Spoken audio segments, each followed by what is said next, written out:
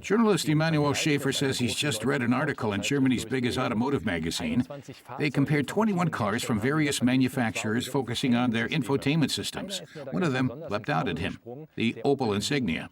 Why? Because it took a very respectable fifth place, behind premium brands like Porsche, BMW, and Mercedes, which have cars in their lineup that cost twice or even 3 times as much.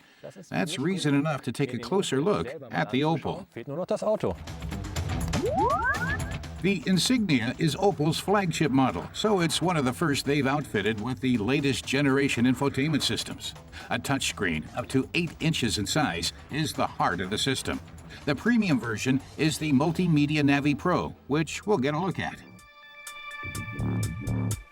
Emmanuel says that when it comes to an infotainment system, you want it to be easy to use and to reach. That's the case here.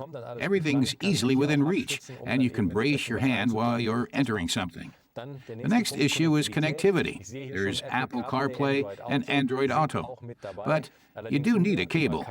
It's not wireless yet. But you can connect your phone to the sat-nav or infotainment system. You'll do that now. First, press Add Phone, then go to Bluetooth mode. Then we'll see how long it takes to find it. A few seconds later, the smartphone has detected the Bluetooth connection and paired with it. The speech recognition system means you don't have to fiddle with the display while you're driving. Emmanuel gives it a try. Emmanuel tells it to drive to the Deutsche Welle in Bonn. The sat-nav recognizes the voice command and gets to work. There's the best route. The sat-nav asks Emmanuel if he wants to head out. Emmanuel says both touchscreen or voice commands work well, and he finds the interior appealing. But now it's time for him to leave the stage for a moment. With a tethered smartphone, the system delivers traffic information in close to real time. When the system's not connected, it can use DAB to access information carried by TPEG protocols. That way, you can always stay up to date. The sat-nav maps also stay up to date, since 4 map updates per year are included in the package.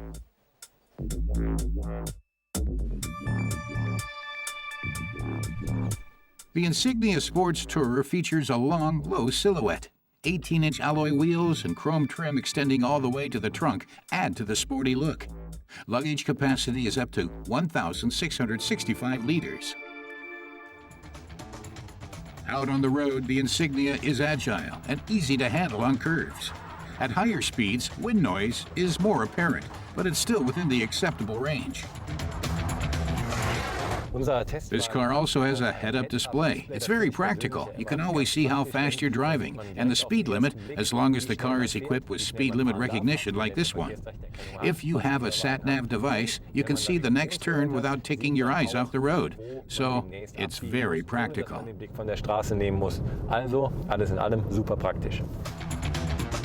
This car is powered by a 121 kilowatt 1.5-liter turbocharged gasoline engine. It makes the sprint from 0 to 100 kilometers an hour in 8.9 seconds and sports a top speed of 222 kilometers per hour. In Germany, the Sports Tourer Innovation version starts at about 36,000 euros. Emmanuel gives his verdict. The Opel Insignia is an absolutely solid car. Its good showing on the comparison test is well deserved. If you want to cut costs a bit, you could easily do without the sat-nav and the somewhat larger display. Even in the basic version, the infotainment system supports Android Auto and Apple CarPlay. Then you just use your cell phone as a GPS, rather than buying a car equipped with one.